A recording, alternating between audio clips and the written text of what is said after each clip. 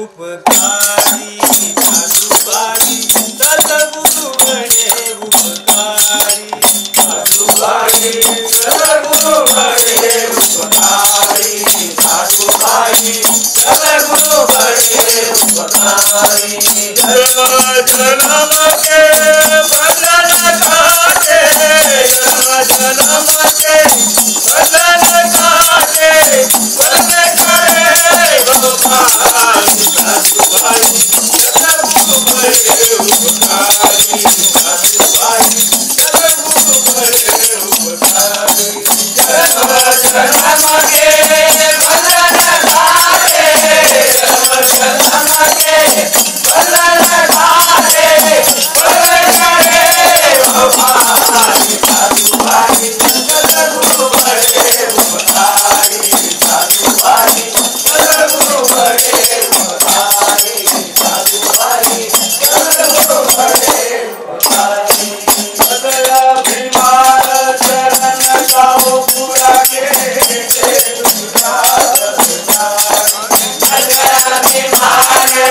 गाओ पूरा के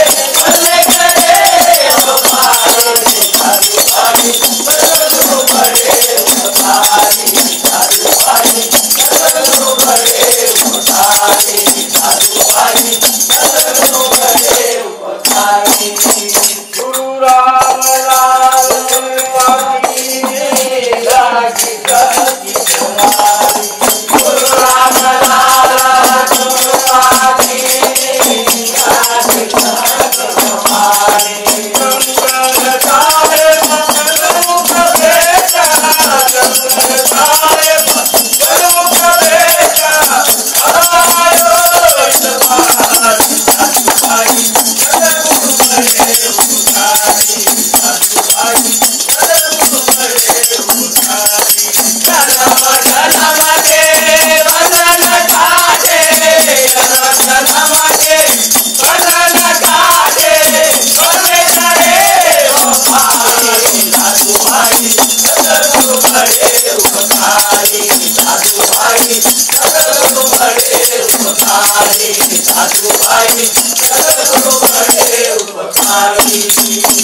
आपल्याला सांगण्याचं कारणच नाही, आपल्या सर्वांना श्रुतच आहे. आणि खऱ्या अर्थानं अभंग जो झाला तो एकदम उंच लेवलचा झाला, ज्याच्यापर्यंत आपली लेवल पोहोचेल नाही पोहोचेल. परंतु मला असं म्हणायचं आहे की माऊलीनं त्यावेळेस म्हणतात की रेड्याच्या मुखातून वेद बोलवले होते. माऊलीनं त्यावेळेस म्हणतात रेड्याच्या मुखातून वेद बोलवले होते. मी त्याच्यापेक्षा रेडा होतो, मी त्याच्यापेक्षा रेडा होतो. या मुखातून वेद बोलून घेण्याचं काम जर केलं असेल तर फक्त ही एकच गुरु माऊली आहे. या गुरु माऊलीच्या कृपेशिवाय आपल्याकडच्यानं हे शक्य झालं नाही. आणि महाराज म्हणतात तुमचं गाव धन्य आहे.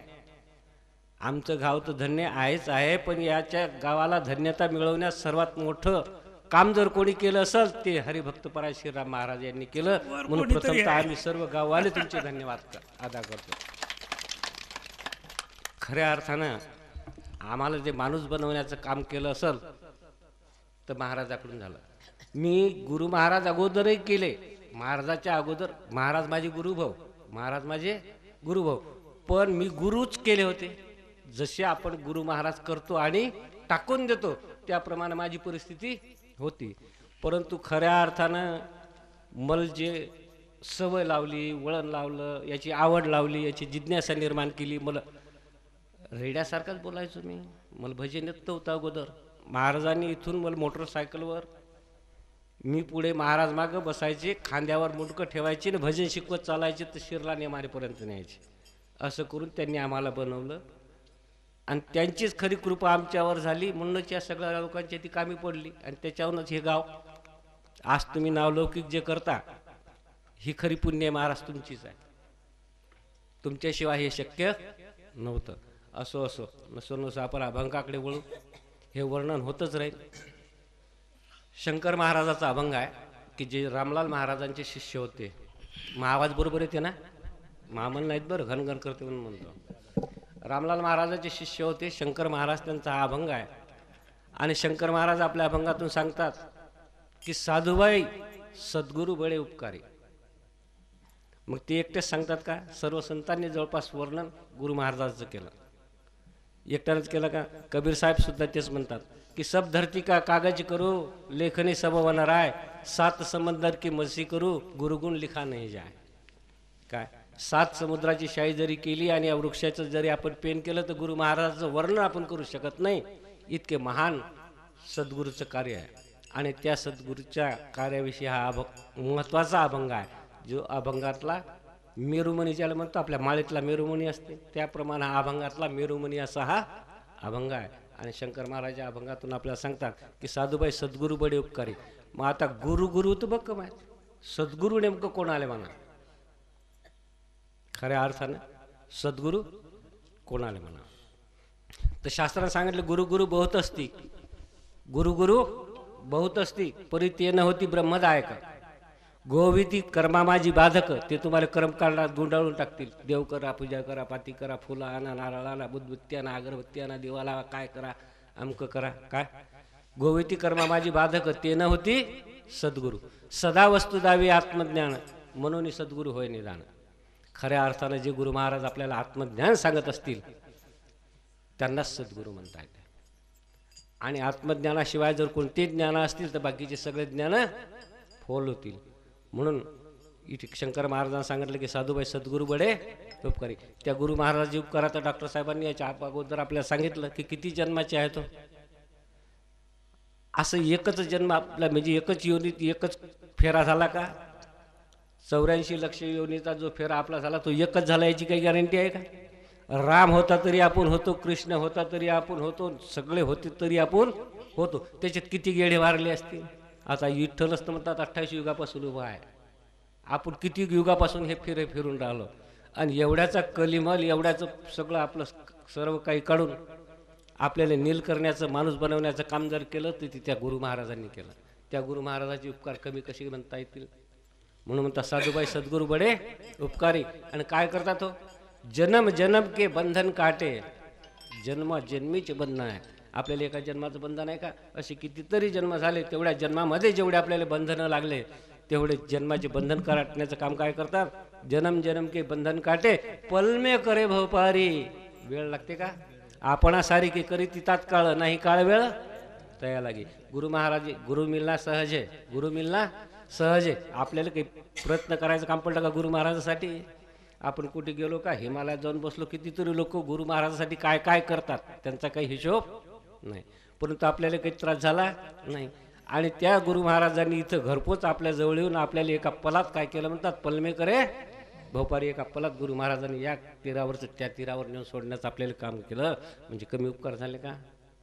आणि हेच उपकाराची जाण ठेवली शंकर महाराजांना. म्हणून ते म्हणतात साधुबाई सद्गुरू बडे उपकारी. जन्म जन्म के बंधन काटे पलमे करे भोपारी. पुढे तजे अभिमान. सोपी गोष्ट आहे. सोपी गोष्ट आहे का नाही? काय करावं लागते? गुरु महाराजाला जर शरण जायचं असेल तर तजे अभिमान. कोणाचा गेला? जोपर्यंत तो जाणार नाही, जोपर्यंत आपल्या जवळचा अभिमान अहंकार मलेलं येते, मिले भजन चांगलं म्हणतो, मिले चांगलं सांगतो, हे जोपर्यंत आपल्या जवळचं जाणार नाही त्यापर्यंत आपण गुरु महाराजांना शरण गेलो नाही. गुरु महाराज प्रसादी जरी घेतली असेल, नारळ जरी दिलं असेल, त्यांच्याकडून ज्ञान जरी घेतलं असेल, तरी आपल्या जवळचं जर ते गेलं नाही तर आपण गुरु महाराजांना अजून शरणच गेलेलो नाही खऱ्या अर्थानं. मग तजे अभिमान शरण जाव. ज्यावेळेस तुम्ही आपल्या जवळचा अभिमान अहंकार हा संपूर्ण टाकून द्याल. कोणता सर्वात मोठा अभिमान कोणता? मी देह आहे असा ज्याला भ्रम. त्याच्यासारखा मोठा अहंकार दुनियाच्या पाठीवर कोणताच नाही. सर्वात मोठा अहंकार तो आहे. जोपर्यंत आपण तो सोडणार नाही तोपर्यंत आपण गुरु महाराजांना खऱ्या अर्थाने शरण गेलो नाही. म्हणून तजे अभिमान जोपर्यंत ज्यावेळेस आपण ते टाकू त्यावेळेस आपण गुरु महाराजांना शरण गेलो. तजे अभिमान शरण जाओ गुराके. आपल्या जवळचा अहंकार पहिल्यांदा सोडून द्या. आपल्या जवळचं सर्व काही माझं माझं आपलं आपलं जे काय असेल ते ही प्रपंच जे असेल नसेल ते काया वाचा मनानं आपण गुरु महाराजांना शरण ज्यावेळेस जाऊ त्यावेळेस आपलं गुरु महाराजांना शरण गेलो असं म्हणता येईल. तजे अभिमान शरण जाओ गुराके. दे दुविधा सबडारे. दुविधा कोणती आहे आपल्याला? आता हिंदी भाषा समजते. दुविधा म्हणजे दोन, द्वैत. दुविधा म्हणजे द्वैत. दे दुविधा सबडारी. आपल्याजवळ जे माझं तुझं, माझं आणि तुझं हे जे द्वैत आपल्याजवळ आहे, आपलं ते आपलं दिसते, आपलंच बाळ, दुसऱ्याचं ते कार्ट, असं जे आपल्या मनातून आपले भाव असतात, जोपर्यंत आपल्या मनातलं हे द्वैत भाव जाणार नाही तोपर्यंत आपण गुरु महाराजांना शरण गेलो जाईल. तजे अभिमान शरण जाऊ गुराके. दे दुविधा सब डारी. ही टाकून दे. आपल्या मनात जे द्वैत असेल तर आपल्या मनामध्ये जो द्वैत भाव असेल हा टाकून दिल्याशिवाय आपण शरण जाऊ शकत नाही. दे दुविधा सब डारी. राम मिलन की राहा बतावे मिटे कल्पना सारे. काय सांगता शंकर महाराज की ज्यावेळेस आपल्या जवळचा अहंकार आपण टाकून देऊ, ज्यावेळेस आपल्या जवळचं द्वैत आपलं निघून जाईल, ज्यावेळेस तन मन आणि धनानं गुरु महाराजांना आपण शरण जाऊ, मग आपल्या शिल्लक काय राहील? तन म्हणजे शरीर, मन म्हणजे ज्याच्याविषयी आता आपण मारायचा विषय घेतला ते मन, तन मन आणि धन. धन म्हणजे जे आपल्याजवळ धन भगवंताने दिलेलं आहे ते सगळं आपण अर्पण करून दिलं, आपल्याला शिल्लक काय राहिलं? मग हे जे शिल्लक राहत नाही हे सर्व भावे ज्या अर्थी आपण शरण गेलो त्या अर्थी आपल्याजवळचं द्वैत गेलं. आणि जोपर्यंत हे आपण खऱ्या अर्थात शरण जाणार नाही तोपर्यंत द्वैत हे जाणार नाही. मग राम मिलन की राह बतावे. आणि ज्यावेळेस आपण खऱ्या अर्थानं गुरु महाराजांना अशा प्रकारे शरण जाऊ त्यावेळेस ते आपल्याला भगवंताचा रस्ता काय तो आपल्याला राहा म्हणजे रस्ता, त्यावेळेस ते आपल्याला भगवंताचा मार्ग रस्ता त्याचा पता आता काय असेल नसेल ते सांगतील. राम मिलन की राह बतावे मिटे. आणि ज्यावेळेस गुरु महाराज आपल्याला त्या भगवंताचा पता सांगतील रस्ता दाखवतील त्यावेळेस आपल्या मनामध्ये त्याच्याविषयी ज्या कल्पना आहेत,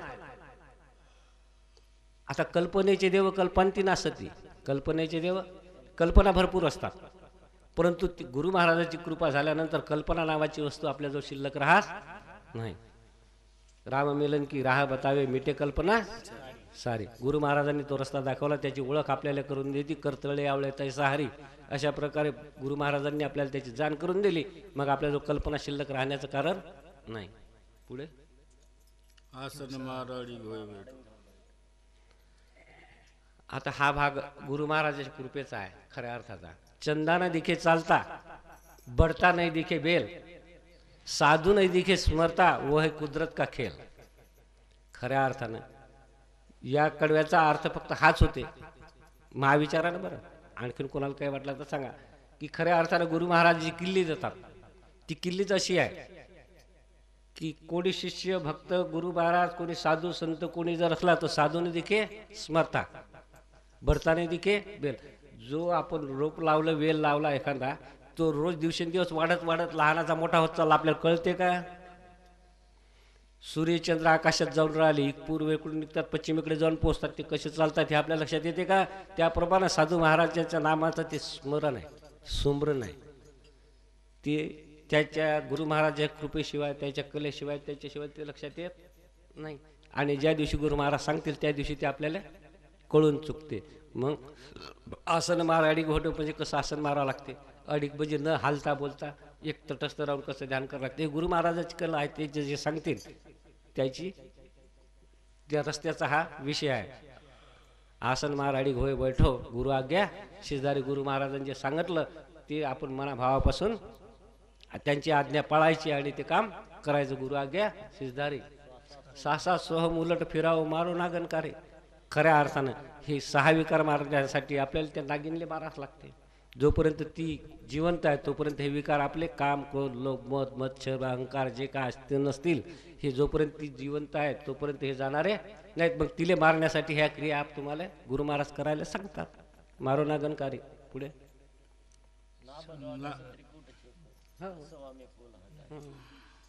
असा तो हिशोब ध्यानाचा जसे आपण करत जाऊ गुरु महाराजांची जशी जशी कृपा होईल जसं जसं आपल्याला समजेल तसतसे आपण एक एक ठिकाण सोडून पुढे पुढे पुढे पुढे जात राहू. तर कुठपर्यंत त्रिकुटीपर्यंत आपण पोहोचू. तिथं गेल्यानंतर आपल्याला आणखी काय पत्ते लागायचे ते पुढे सांगतील आपल्याला काय कळायचे असतील ते. अशा प्रकारे गुरु महाराजांनी सांगितलेला हा जो भगवंताचा रस्ता आहे त्याच्याविषयी हे शंकर महाराज आपल्याला सांगून राहिले. आता तिथून पुढे गेल्यानंतरचा रस्ता कसा होता की तिथून म्हणतात अनंत नाद आहे काही प्रकारचे.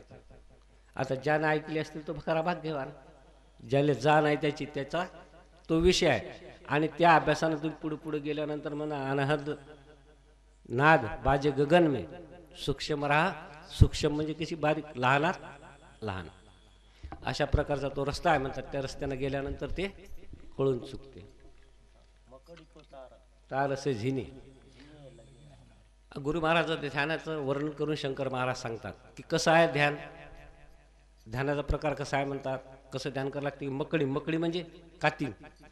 मकडी म्हणजे कातीन. आणि त्या कातींचा धागा असते का कातीन काय म्हणतात तुम्ही त्याला कोड्या. कोड्यावर धागा राहील काही कोड्यावर धागा उकुक्रम बारीक करायचं कोड्यावर म्हणजे कोड्याच्या धागासारखं त्याची लगन आहे. मकडी को तार. तार असे जिनी त्याच्यापेक्षा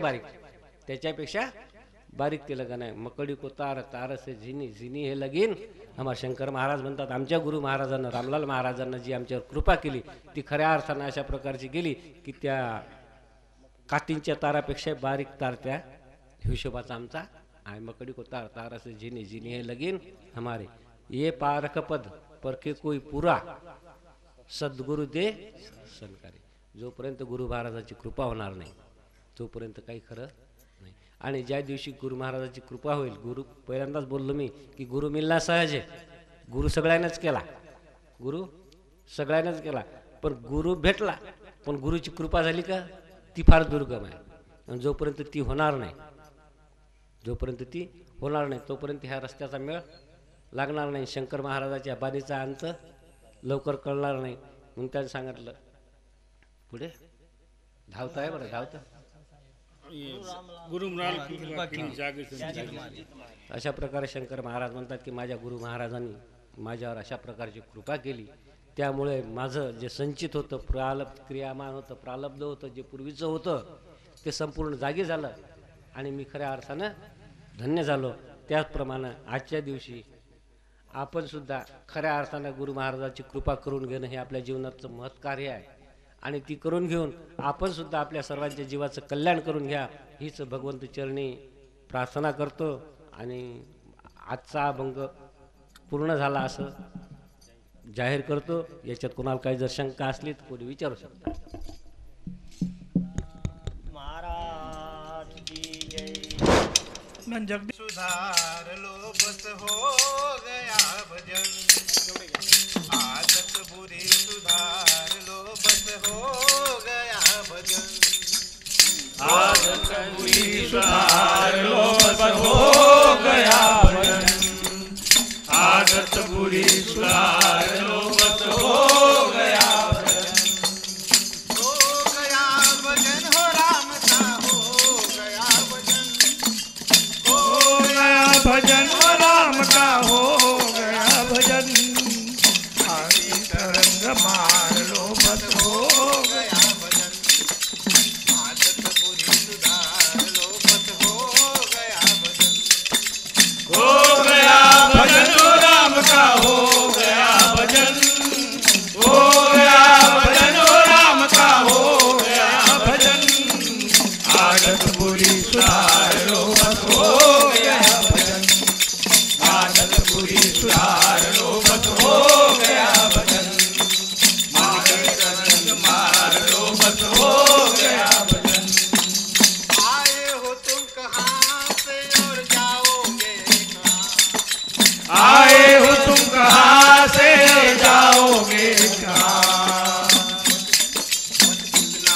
विचार लो बस हो गया भजन, आदत बुरी सुधार लो बस हो गया भजन, हो गया भजन हो राम का हो गया भजन, हो गया भजन हो राम का हो गया भजन, आदत बुरी सुधार लो बस हो गया भजन, मन की तरंग मार लो बस हो गया भजन, आदत तुम्हें बुरा कहे तुम सुनकर उसे क्षमा, कोई तुम्हें बुरा कहे तुम सुनकर उसे क्षमा करो, मन को अपने मार लो बस हो गया भजन, मन को अपने मार लो बस हो गया भजन, हो गया भजन हो राम का हो गया भजन, हो गया भजन हो राम का हो गया भजन, मन की तरंग मार लो बस हो गया भजन, आदत बुरी सुधार लो बस हो गया भजन, पंत की बाणियों तो कहते साधु संत, ओ पंत पंत की बानियों को कहते साधु संत, वाणी का सार साध लो बस हो गया भजन, वाणी का सार साध लो बस हो गया भजन, ए हो गया भजन हो राम का हो गया भजन, हो गया भजन हो राम का हो गया भजन, आदत बुरी सुधार लो बस हो गया भजन, मन की तरंग मार लो बस हो गया भजन,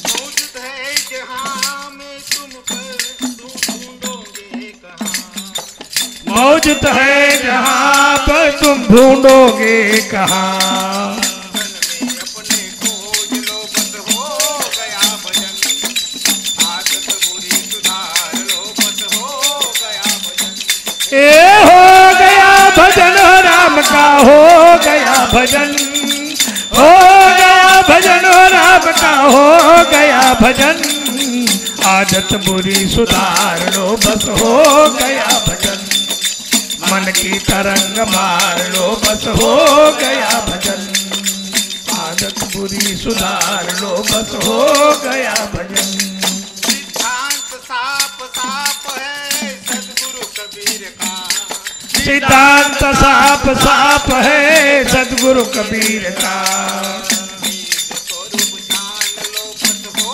गया भजन आदत बुरी सुधार लो बस हो गया भजन ए हो गया भजन हो राम का हो गया भजन हो गया भजन हो राम का हो गया भजन आदत बुरी सुधार लो बस हो गया भजन मन की तरंग मार लो बस हो गया भजन आदत बुरी सुधार लो बस हो गया भजन सद्गुरुनाथ महाराज की जय.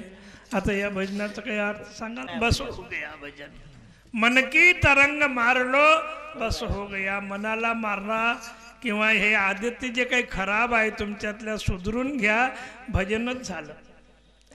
जोपर्यंत तुमच्या मनातल्या काही आदती आहे खराब ते सुटल्या नाही तर काही भजन करून फायदा नाही ना. भजन करे वंगळवाणी नरका जाणे चुके ना. तुम्ही किती काही भजन करा तुमच्यातल्या जर खोळ्या गेल्या नसतील आणि भजन करत असाल तर काय फायदा आहे. हा भजन म्हणजे हे पहा भजन भजन काय सोपं आहे. भजन म्हणजे 52 किलोचं वजन. तुम्हाला माहित आहे काय गोष्ट नाही नाही तर तसं भजन काही कमी नाही. एक माणूस होता ते बाई धार्मिक आणि माणूस होता. माणूस धार्मिक नव्हता बाई होती धार्मिक. हो असाच होता कायले म्हणून मी इथं मला राहा लागते ना. नाही रे गजानन मला या लागते इथं वारंवार. बाई धार्मिक होती. पोथी पुराण कीर्तन प्रवचन भजन म्हणलं की बाई जाय. तब्येत म्हणजे तशी काही सुदीन म्हणजे हडकोळली होती बाई. पण एक दिवस त्या बाईनं चांगला माला झाला तर त्या बाईनं सांगितलं त्या मालकाले चला ना मग आज भजनाले चला. मग भजन म्हणते म्हणे कीर्तन आहे भजन आहे. ते म्हणे काय होय भजन भजन भजन कीर्तन काय कायचं भजन काय कीर्तन आहे सांगतं खरी म्हणे तू काय म्हणते त्याला कोणतं भजन होतं. हा ते बाई म्हणे तुम्हाला काय सांगा भजन म्हणजे म्हणे 52 किलोचं वजन. भजन म्हणजे 52 किलोचं वजन. बाई अध्यात्मामध्ये बोलली कारण काय 52 की तो बन रही तिरुपन का विस्तार. आता सगळ्या पोथी पुराण जे काही लिहिल्या गेले ते कायच्यात लिहिले 52 अक्षरात. मग त्या बाईनं सांगितलं भजन म्हणजे 52 किलोचं वजन. आणि आज चला म्हणे आज लय सुद्धा आहे. ते बुवा म्हणे तर मायबिना मला किती दिवसापासून सांगितलं मी काही गेलो नाही म्हणे. चाल म्हणे तू म्हणतस तर चाल. झालं आता कार्यक्रम सुरू झाला. लोक इथं बसले काही तिथं बसले. काही जे काही ज्याला काही ऐकायचं नसते तर ते काठाकाठान बसते तर ते आधीच आपल्या तालात राहते. जमी तो जमी नाही तो मम्मद शमी. बाहेरच्या बाहेरच खसखोची गोळी घेतली की निघाला. आता हे बाई बिचारी धार्मिक असल्यामुळे पुढे जाऊन बसली आणि हे कोपऱ्यावर होता. जमलं तर ठीक पण नाही तर आपलं जाऊन झोपावं घरी. हे येतेच ऐकून. आता हे रात्रीच्या वेळेला लिंबाच्या झाडाखाली सावली राहायची आणि त्या लिंबाच्या झाडाजवळ एक गोटा ठेवला होता कोणतरी. हे गेला आणि त्या गोट्यावर बसून ऐका लागला. थंडीचे दिवस असल्यामुळे त्याने एक चादर नेली होती अंगावर. आता बसला बसला बसला. याले काही ते पचलं नाही. ते काही आता ज्याला काही काय हिशोबच नाही त्याला काय समजते ते. त्यानं खाली मान घातली नसा झोपी गेला ते. आता महाराजांनी सांगितलं की बा 2 मिनिटात मी लगी गिगी करून पुन्हा या परत कोणाला जायचं असेल. तितक्यात मग उठले लोक. आता उठले लोक तर एक चांगला टपुरा माणूस आपला झटझूट होता ते उठला लगी गिगी करून आला म्हणे बीडी इकडेच ओढा आणि मग चालला जा. आता लिंबाच्या सावलीत हे बसला होता काळी चादर पांघरून, तर त्याच्यामध्ये हे गोटा आहे त्याच्यावर बसला आहे माणूस. माणूस होता 60-70 किलोचा. आता हे आतल्या आतच हे चेती झाला, म्हणे भजन आपल्यावर आलं आज. ते म्हणे हे असं तर भजनच नाही तर माणूस बसत नाही म्हणे. असं हे असा कसा बसल माणूस, त्याला काही कळत नाही का हे भजनच होय. आता आपण पहिल्याच दिवशी आला आपल्यावरच भजन आला तर बोलू नाही म्हणे मुकाट्यानं. ते बिडी दोऱ्याले लागेपर्यंत त्या गोट्यावरच त्याच्यावरच बसून राहिला, एकदम निघाला याचा थंडागार झाला. हे उठून चालला गेला, हे माणूस घरी आला थंडागार झाला. हे याचं कीर्तन भजन ऐकून बाई गेली पुढे घरी. हे याच्या अगोदर जाऊन झोपला. बी दरवाजा उघडा तुम्ही अगोदर आले म्हणे मरत काय, माझ्या अगोदर आले म्हणजे का मरत काय म्हणे तू. मी इतकं खाऊ घालतो दवाखाने दुनियाभराचे केले ते तू तब्येत सुधरत नाही म्हणे. याचं कारण होय म्हणे भजन. किती दवाखाने केले, काय गोळ्या लावल्या, काय औषधी दिली तुले, पण तू जे सुधरत नाही ते या भजनाच्या म्हणे. असं कसं म्हणता तुम्ही. अहो म्हणे आजचं भजन मायावर होतं, आजचं भजन मायावर होतं म्हणे. नक्की एक जवळपास 75-80 किलोचं होतं म्हणे. आणि एवढा बोजान काय रे तू सुधरतो म्हणे. हा म्हणून मी म्हणतो भजनच करायचं असेल ना, हा भजनाची काही हे लागली पाहिजे, लव लागली पाहिजे. म्हणून म्हणतो भजनच करायचं आहे तर भजन असं मन लावून भजन करा, मन लावून करा, थोडंसं करा पण नेहमी करा. बरं मला असं म्हणायचं आहे तुम्ही करताच. राजनखेडेवाल्याबद्दल माझं मीच बोललो आहे, आमचा डॉक्टर बोलला असं नाही आहे. खरोखर तुमच्या सगळ्या लोकांची पुण्याई आहे राजनखेडवर. तुमचं अमर आहे गाव आहे. मी आल्या परत पाहतो ना तुमचं भजन सत्संग तुमच्या गावाचं बरं वाटते. आतापर्यंत जवळपास 2024 सरच चालला, आता 25 मध्ये आपलं भजन व्हायला लागलं. दोन्ही साल, जाणाऱ्या सालाचं स्वागत आणि येणाऱ्याचंही स्वागत या दिवसामध्ये व्हायला लागलं. अशी तिथी सुंदर तिथी पकडली. वास्तविक आमचा डॉक्टर जे बोलवत होता आजच्या दिवशी लोक पाहिजे तेवढा धिंगाणा करतात. 31ला पाहिजे तेवढा धिंगाणा करणारे लोक आहेत, परंतु या दिवशीही तुम्ही सत्संग करता म्हणजे तुमच्यासारखे भाग्यवान कोणी नाही. बस आज तुम्ही सत्संग महाराज की जय. म्हणजे आजचा दिवसच असा आहे की आजच्या दिवशी बस एन्जॉय करायचं आहे. म्हणजे काही दारू पितील, खातील, पितील, काय पार्ट्या करतील. मी रस्त्यानं आलो ना तर मला लई मोठ्या झोपड्या दिसल्या, ते अटकवाच्या सगळ्या रस्त्यानं झोपड्याच होत्या. म्हणजे तुम्ही भाग्यवान. आजच्याही दिवशी असा खतरनाक दिवस आहे की सगळे लोक या दिवशी म्हणतात एन्जॉय करायचं आहे, फ्रेश राहायचं आहे एकदम, म्हणजे येणाऱ्या वर्षाचं स्वागत. आणि तशाही खतरनाक दिवसामध्ये नामस्मरण भजन चिंतन करता तर खरोखर तुमचं म्हणजे वाखाणण्यासारखी गोष्ट आहे. आणि त्यातल्या त्यात पुरुष मंडळीपेक्षा महिला मंडळाचा इथं खूप जोर आहे. तांड्यातल्याही 25-30 बाया आहेत. आज मला एका ड्रेसमध्ये सगळ्या बाया दिसल्या. मी आले हे लाडकी बहिणीचा पैसा होय का काय.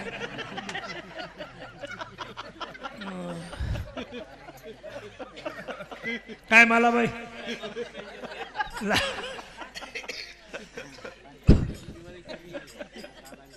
नाही सगळ्या एका ड्रेसमध्ये दिसल्या, नाही सगळ्याच एका ड्रेसमध्ये दिसल्या.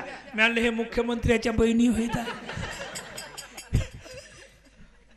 लाडकी बहीण. मला बरं वाटलं, चांगलं वाटलं.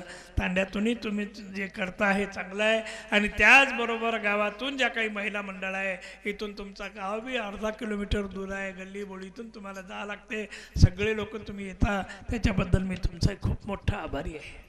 एवढंच नाही तर ते भाऊराव दादाची ची बाई काय नाव आहे, हो त्या बाईचं तर मी आता कौतुक करण्यासारखं आहे की हे दोघंही पती पत्नी, एक अपंग मुलगा घरात असताना त्या मुलाला घरात कोंडून द्यायचं, बाहेरून कुलूप लावायचं आणि भजनाला यायचं. काय हिशोब आहे, काय हिशोब आहे. धन्य आहे माय तू, धन्य आहे. पोटाचा गोळा घरात कुलूप लावून द्यायचा. अपंग पोरगा त्यालाही सोडून तुम्ही दोघंही भजनाला येत होते. याच्यापेक्षा काय पाहिजे? काय पाहिजे? आणि आजही आमच्या सगळ्या बहिणी गावातून आल्या. आनंद वाटला मला. फार कमी दिवस राहायचं आहे आपल्याला, जास्त दिवस राहायचं नाही, खूप कमी दिवस आहे. आणि या दिवसामध्ये जर चिंतन भजन मनन केलं तर अतिशय चांगलं आहे. आणि तुम्ही तर नारीचं नाव उज्ज्वल करून टाकलं.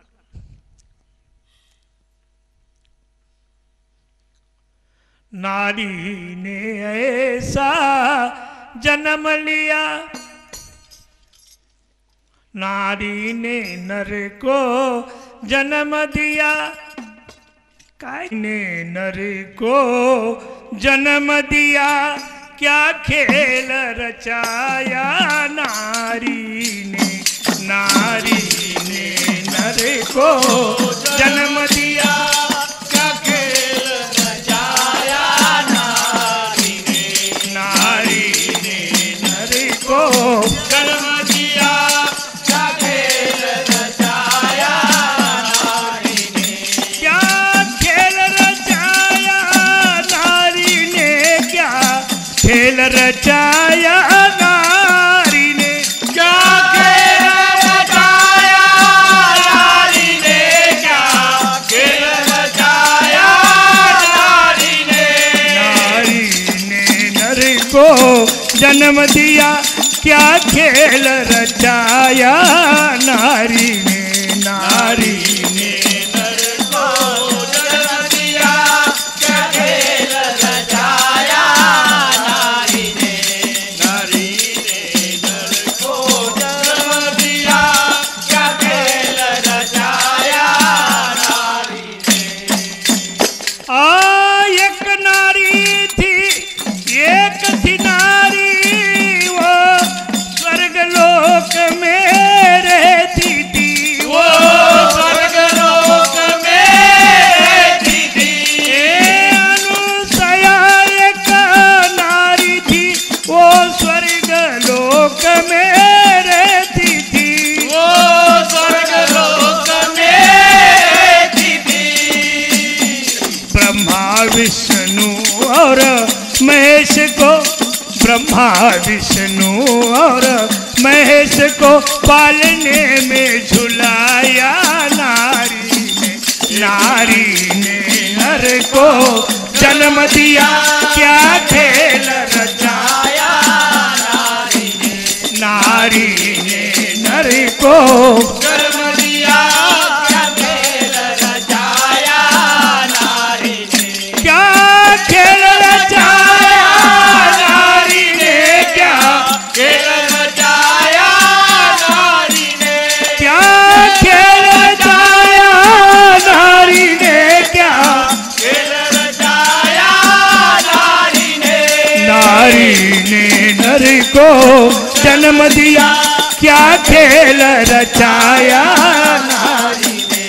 नारी ने नर को जन्म दिया, क्या खेल रचाया नारी ने. एक नारी सावत्री थी, वो मृत्युलोक में रहती थी. वो मृत्युलोक में रहती थी. एक नारी वो सावत्री थी, वो मृत्युलोक में रहती थी.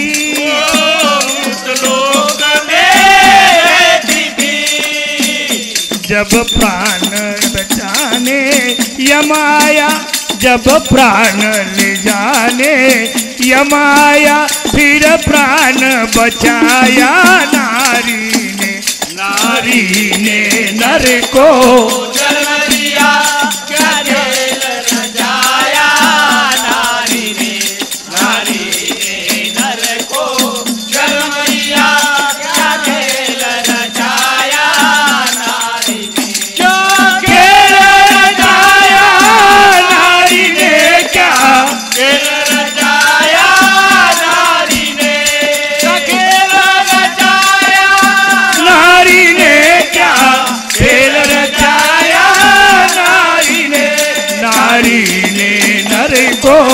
जन्म दिया क्या खेल रचाया नारी ने प्यारे ने नर को जन्म दिया क्या खेल रचाया नारी ने। एक मैया कई माथी वो रणभूमि में रहती थी। वो